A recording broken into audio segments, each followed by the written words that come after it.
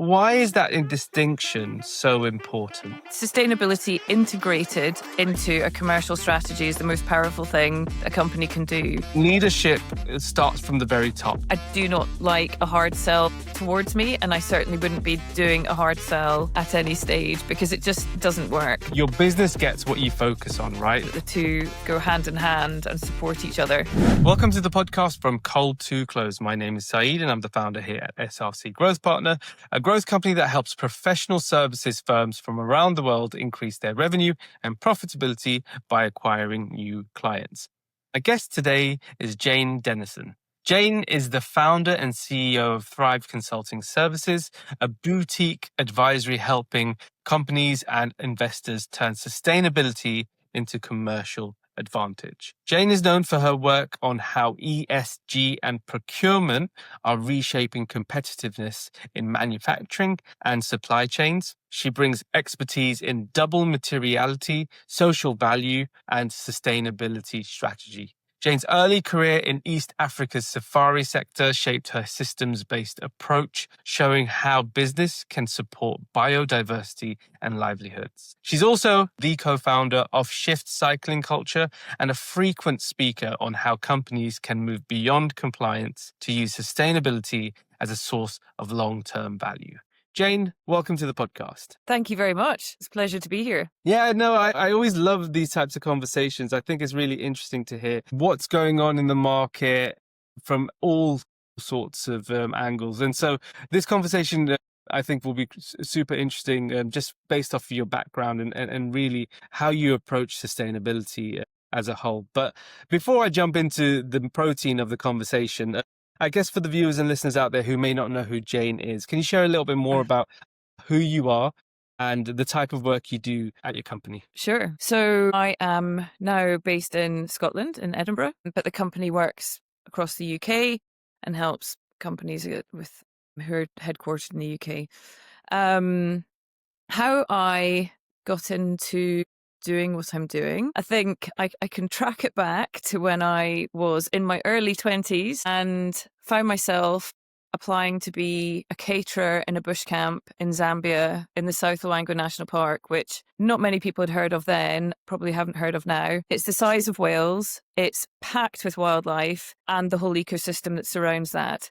Not many people know about it. It's open for 5, maybe 6 months of the year due to the rainy season. There's not many camps there compared to other areas of Africa. However, every paying guest that came through that national park was contributing in so many other ways that they probably didn't realise, but they paid park fees, which paid the anti-poaching teams and kept the wildlife safe-ish.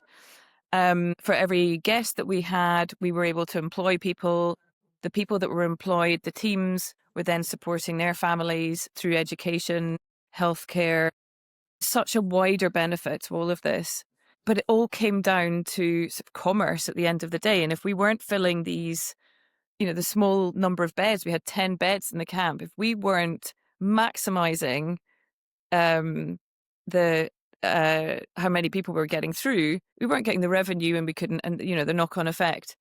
So the other piece to mention here is that no one was really marketing it.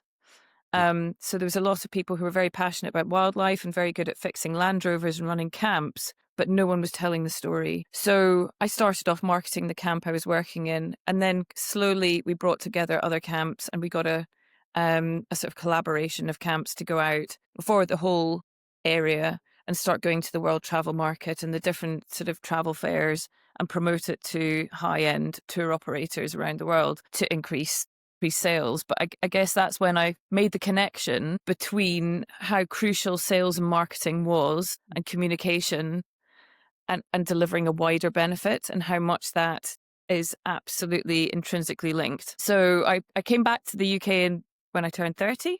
Sure. And had a series of roles in the public and private sector. In the public sector, I was on the inward investment side, so building a business case to take to commercial investors in Edinburgh, in Croydon, to essentially attract them to invest in an area to promote economic development and the knock-on effects of that. I then worked in waste management for a number of years, but had the realization that the sector was, even with high levels of recycling and prevention, ultimately it still relied on waste being produced, which didn't sit well. And then my role just before I set up Thrive was with a global facilities management company where I worked in the sort of environmental services team. Now, this company had all the information about some really big global corporate clients around their buildings, their people, the behaviors, what they were bringing into the buildings, what they were taking out of the buildings, the efficiency of the running of them. But we weren't connecting up all of that information, and we were spending a lot of time creating a business case to win new contracts and new work, and actually connecting all of those up was sort of gold dust. But there wasn't a huge appetite to do that at the time within the company. So I decided to move on. I didn't know exactly what I was going to do, but thought I know there's such a strong commercial case for companies to change how they're doing business and bringing those efficiencies in, as well as they're meeting their compliance needs. And then slowly, through talking to people, I picked up contracts to start helping them with sustainability strategy. And that's when Thrive started building from there. Yeah, I absolutely love the angle at which you approach sustainability at Thrive. Your journey clearly demonstrates an experience that's been gained around different sectors, different geographies, different industries, for you to get a wealth of experience. Coming in to start Thrive, you have positioned Thrive as a business performance consultancy rather than just a sustainability consultancy, and I absolutely love that. Why is that distinction so important? I think it comes down to the definition of sustainability, right? So now, when you mention the word sustainability, a lot of people jump to thinking about carbon emissions, decarbonisation. But if you think about it in the true sense of the word, sustainability means the ability to continue at a certain level for the long term. So that's how we think about it. It's much more holistic. If you think about sustainability integrated into a commercial strategy is the most powerful thing that a company can do. And this is what you see the largest companies across the world doing, and it's sort of cascading down through the value chain now. There's risk and opportunity attached to what we're calling sustainability. But if you think, let's put that in some real terms. If you're thinking about the environmental aspects as resource efficiency, so are you wasting energy in a manufacturing process? So manufacturing is, by default, a very efficient sector, industry, or that's what it strives to be. So this sits very well with them. And it's actually the efficiency and energy efficiency is probably baked in somewhere else through a system, but probably through their facilities or another department. It's not called sustainability. Likewise, if you think about the people aspects, the cost of having a high churn workforce is enormous. So the cost of attracting and retaining staff, whereas if you're looking at employee engagement, how you're creating a diverse workforce that feels inclusive, people want to stay, they feel genuinely valued, then their employee engagement score rises. Generally, they're going to have less churn, and that's going to hit the bottom line. So all of this hits the bottom line. So it has been called non-financial indicators in the past, but I mean, really, they are financial indicators. And by looking at your resource efficiency, your people aspects, your governance, all of those give you a window into the future. Whereas a lot of the traditional financial indicators give you a snapshot of the past or the current picture. So your cash flow or balance sheet. So these are all leading indicators. If you're looking at your employee engagement score, that tells you that you're going to have some stability and resilience for the next, if you're doing it right for the foreseeable future. I think it's interesting you mentioned leading indicators. I think it's so important focusing on the leading indicators rather than the lagging indicators as well. But both have their place in what you look at, right? So the lagging indicators typically come in a bit slower, but they give you a lot of information when they do eventually come in. And it's always interesting you're probably the third person over a 50 course podcast, 50 episode podcast that's actually made that connection. I think it's so interesting that you brought that up. I guess following on from that, I wanted to ask you about the typical, I guess, biggest trends and biggest challenges you're seeing in the market at the moment in the realms of sustainability and your areas that you typically work on. I think it's been a really interesting 8 months in this space, that's for sure. If you think back to Q1 this year and Trump coming into power and has sort of outlawed anything that looks like sustainability, companies stopped talking about it. Now we are seeing that the majority of companies have held steadfast to all the commitments they've made, but they're not disclosing it as much, especially if they're doing business in the States. So that was kind of an interesting turn. And then the rise, just business costs have risen so much in the UK this year that discretionary spend on anything other than business survival has been at a sort of all-time low. So, and then I think the rise of AI and companies adopting that. So we generally work a lot in the sort of mid-market. So our clients tend to be B2B in the B2B space in the UK.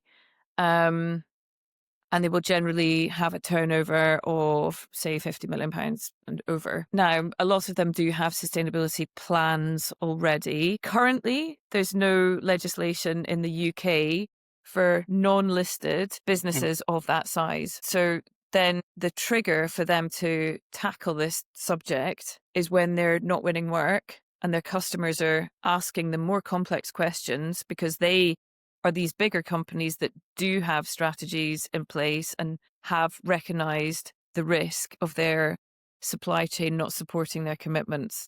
So they're passing that sort of liability or pressure down through their supply chain within procurement processes, renewal processes. So I guess just sort of going back a little bit sort of with Trump, and he's not the only one, it has become such a it's been politicized, which is sort of, when you think about what it kind of means, I mean, there's no doubt over the fact that we're facing really significant changes in our climate and the amount of disruption that is already causing and will continue to cause, it can't be ignored. Sort of climate change continues.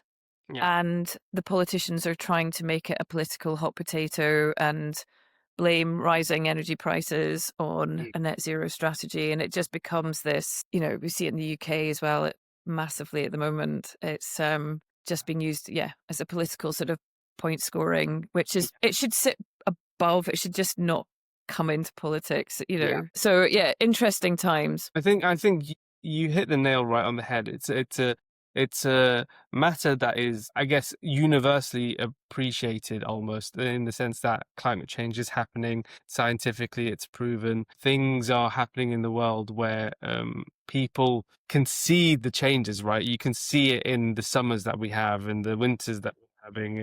And what you said there, it should be a matter that is above the politicization of the topic, right? But unfortunately, that's the world that we live in at the moment. And it's almost like you have to pivot or handle it in any way, shape or form that you can. And I think, I really do think your approach is very interesting in the sense that you're adamant that sustainability must make commercial sense. And I think that having that approach does align itself again with business interests. Walk us through what a strong business case looks like when it comes to sustainability. What are the tangible impacts companies are seeing? Well, I touched on it before, but the biggest one that we're seeing is they will not win any contracts without a sustainability plan. It's as simple as that. The procurement processes are getting more detailed and you can't get away with ChatGPT generated policy. You'll be interrogated on it, and if you can't back that up, then you are unlikely to win any confidence with future clients or customers. So that's what we're seeing. Biggest, it's a barrier to growth. So Okay. that tends to be the trigger for clients needing help. So once that's sort of started the process, and we help them to identify which areas of the environmental, social, governance are most relevant to them and their stakeholders, and therefore become their focus areas, they start drilling down into having a roadmap for each of those. Right, where do we need to get to on this? And where are we now? What are the steps we need to take? Once they start those steps, they will find, the tangible piece around resource efficiency, of course, whether that's water, implementing circular economy principles and therefore less waste, and getting the materials back into their supply chain, and looking at that. There's always a clear business case for these elements. And we talked about the people side, that a strong workforce is more productive, happy. They're going to do a better job for you, and hopefully they're not going to leave as quickly. So that hits it as well. But they haven't mentioned yet is the investor side of things. So institutional investors and actually private equity look at it from a value creation point of view on the AIM markets as well. FTSE, the sort of institutional investors, they are all taking this incredibly seriously when they look at what they're financing. So they have to report on their emissions and their financed emissions. They don't want a portfolio they just can't. The risk is too high, and it's highly regulated by the FCA, the Financial Conduct Authority. So they will be asking questions. They assess companies before investing very diligently across the areas that they will see are material. So that's the materiality assessment bit. What's important, what's very relevant to the company in question, and they will assess them across that. So, and they won't invest if they feel like that's a risk. I remember a few years ago speaking to an institutional investor who I cycle with actually, and he said simple as this, we just wouldn't touch a company that didn't have a plan for ESG, because it's a proxy for risk, and it's like saying they haven't got plan for the future. They haven't looked at the future and made plans to adapt or tackle the impacts. So that's from my point of view, it's fantastic that the financial markets are moving in that direction, whether they call it out as ESG or sustainability or not. And, to be clear, I would love for us not to call out an ESG or sustainability agenda at all. That's what success looks like. It's just baked in, and it's normalized, and it's what we all do because it makes sense, and it's good for business. Yeah, absolutely. As you mentioned, it affects the bottom line. It affects capital raises, and investment, and it affects the culture of an organization, the people, and the churn that can take place from disenfranchised people within an organization, right? And so looking at corporations, businesses that are doing above 50 million and not taking these types of things into consideration, it can be quite detrimental in the long run for the business. You said it yourself, if they do not do this, they will lose out on contracts. That affects the bottom line, and that is fundamentally, people are in business, and when it starts hurting their pockets, that's when people start being a little bit more aware of something, right? I want to touch on a topic that I find super interesting, and I think it's a topic that a lot of people find interesting, I should say. It's leadership, right? Leadership starts from the very top. What differentiates the leaders who successfully integrate this versus those who treat it as just a compliance exercise? Yeah. And it is interesting how many there are in both camps. But quite often in the second camp, they will go through some sort of transformation, or they will start to understand, if you can frame sustainability in commercial terms and in leadership terms, which is usually our first conversation. When we first started, actually, just as an aside, I had a rule that we wouldn't work with any company that we didn't have, that where their CEO or MD wouldn't have a half-hour phone call with us. If they Wow. didn't back it, we wouldn't entertain it. And actually, it tends to be at that level anyway. So it's not a hard and fast rule, but it tends to happen because they're interested. But like you say, quite often their eyes are open to it when they see that it is a barrier to growth Yeah. or success. I mean, there will be a period where companies will survive and they will get through. And I guess for a period, if they're a lot, if their products and services are cheaper, then that will win them points in procurement processes. But ultimately, it will start chipping away at the business. It will come back in, not saying your sustainability performance isn't good enough, but they will start to recognize that their costs of, I don't know, fleet because of all the flooding, because they haven't looked at their fleet and seeing how that's going to stand up in extreme weather conditions, which is, what we're seeing, as you know. They will start seeing bits of their business failing or falling. It might come as a surprise to them when they're seeing inflation and cost because they haven't looked ahead to think, what does a changing climate mean to their supply chain and their input materials and the cost of those, the availability and the cost of those materials? So, I mean, ultimately, believe that businesses will fail over time, but it could be a slower fail rather than a fast one, depending on how, the sector and the size and what they do. Yeah, no, that makes a lot of sense. And it's a tricky one because there's so many different factors that are involved with taking it into consideration. I guess that kind of takes me into my next question and looking ahead over the next 3 to 5 years. And obviously, the last 8 months have been such a whirlwind. It's probably 3 to 5 years looking ahead is probably too far looking ahead. But where do you see this space evolving to? What are you anticipating is going to happen over the next? No, it's a good question, and we are 5.5 years old. And obviously, I want to be growing the business and scaling it, so it's moving more to productization of what we do, whilst keeping the integrity and the level of quality at the same time. We launched a new product at the beginning of the summer, which has been well received. That's called Ask Thrive, which is a quick response sort of question answer type service that our clients, and it's usually clients that we have worked with because they have the confidence, they know us, but they will loop us into whichever communication channel they want. So we might join their Slack channel or their Teams, and it gives them unlimited sort of number of people who have access to us, and they can send us a paragraph that they're going to put on into a press release to double check it for greenwashing, or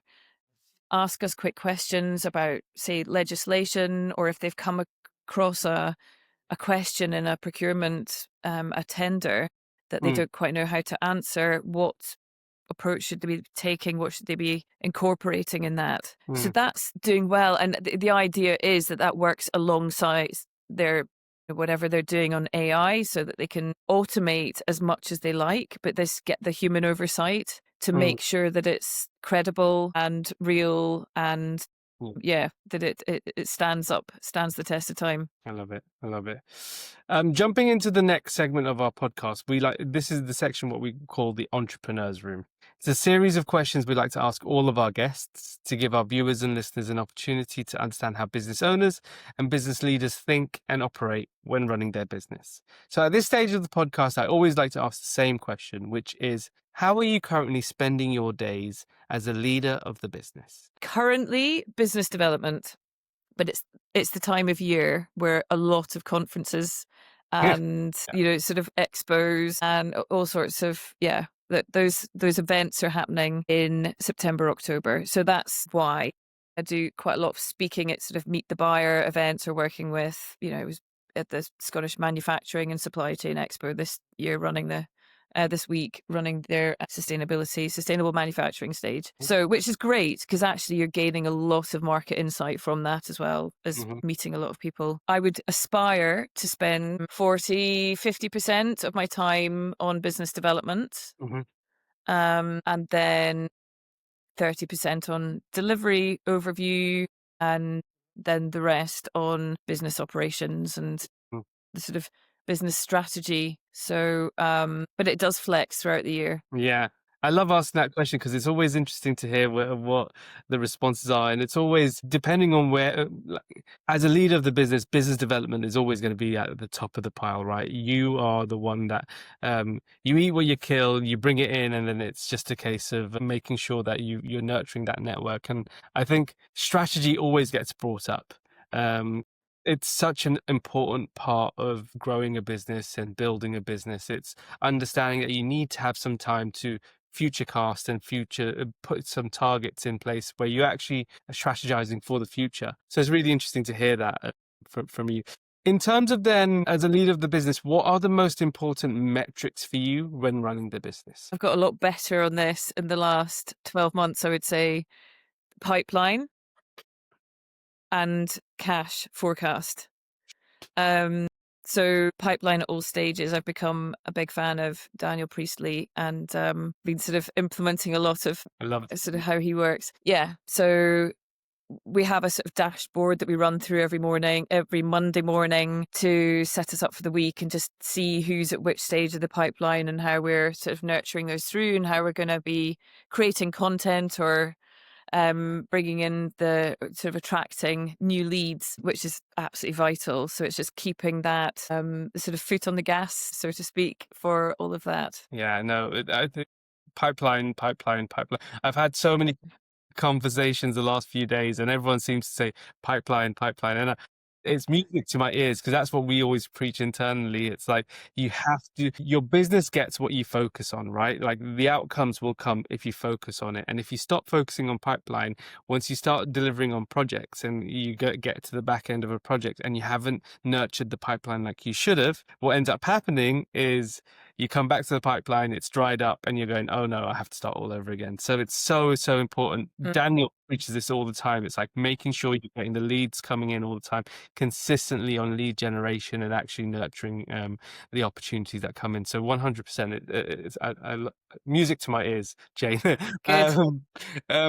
So how are you currently growing your business? You touched on the fact that you go on conferences and it's conference season at the moment, but what kind of activities are you doing business development wise to grow the business, generate those leads and nurture them? I think we've got a lot more process driven across Mhm. a number of sort of channels. So obviously LinkedIn's a big sort of platform for us, but I don't think that's necessarily going to generate leads. It's potentially where leads would go to kind of find out more about us and read some content. But in terms of leads, we're actually doing a little bit of outreach at the moment, cold outreach, which I never thought we would be doing, Um, but started earlier this year. And the rule is I don't try to sell to anyone that yeah. we are doing the cold outreach with, Mhm. but it's very specific sort of criteria that companies or people would meet. And then it's kind of giving them tools, frameworks to help them deliver, to help them on their sort of take the first steps in sustainability or just, so I think it's,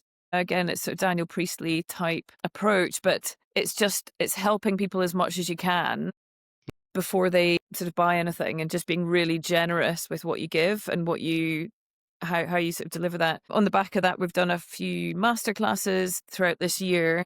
So actually really homing in on the public sector. Public sector procurement is very complex when it comes to ESG or sustainability questions. It's evolving all the time, the different terminology. It's just a bit of a minefield, really. So just trying to sort of dispel or just trying to clarify and help companies sort of navigate through that. So we've done a series of masterclasses. We've got another one coming up next week. And that's great because we end up with, say, 25 on a interactive Zoom masterclass over a lunchtime and give as much knowledge and steer direction as we can.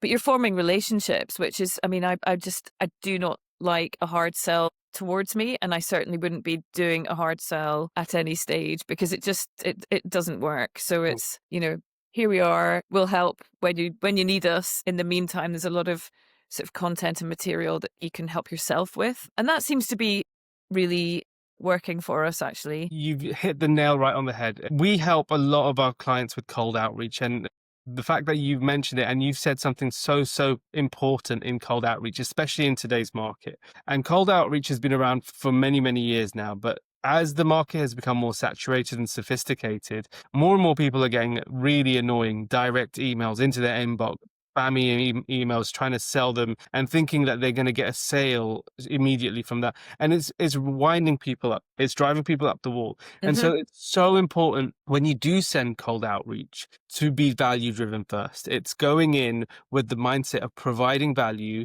showing your expertise, giving before even making the ask, and really demonstrating what you're good at. And you're absolutely right. You really need to be going in with a value driven approach and looking at it as a long term funnel as opposed Yeah. to an immediate sales cycle, right? And that's something that a lot of people just aren't seeing with cold outreach. And that's why they don't get the results that you need to get, that you want to get from cold outreach. And they turn around and they say it doesn't work. But we can tell you right now, especially with our clients, 100% it does work. You just need the strategies and you just need to execute. So it's really great that you said that. In terms of, you've been in business now for 5.5 years, you've been plowing along. What's the biggest lessons you can share with us today, with our viewers and listeners? Well, I think what you've just said actually.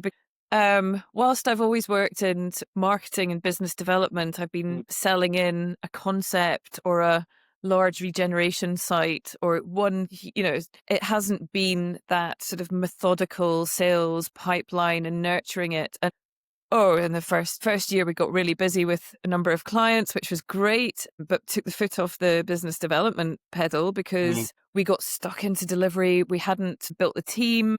mm, So I should have hired more straight mm. away, but then I didn't feel like I had the time to be hiring and stepping back. So, and then you've taken your foot off the business development pedal for a few months and you come up for air and think, where's my pipeline? Yeah, we've So, been there. yeah, it's a real sort of lesson as which you don't tend to do twice. Yeah. And that's the thing. The advice is out there. They'll always tell you, don't never, people will always say, the people that have made that mistake will always say, don't put the foot off the gas with business development. Don't stop with the pipeline generation. And then you'll be like, you'll take it in and go, yeah, yeah, yeah. And then you'll still do it. And then after you've learned the lesson, you're like, okay, won't be doing that again. Right. It's, yeah, 100%. Jane, it's been an absolute pleasure having you on the podcast. It's been a fascinating conversation and really, you've been a great guest. I like to end every single podcast with the same question, and that is, if you had a magic wand you could wave to solve one business problem, what would that be? I'd like every leader to be thinking along the terms of how to integrate sustainability into their commercial strategy without getting distracted by any of the other noise, but just understanding that the two go hand in hand and support each other. Love it. Love it.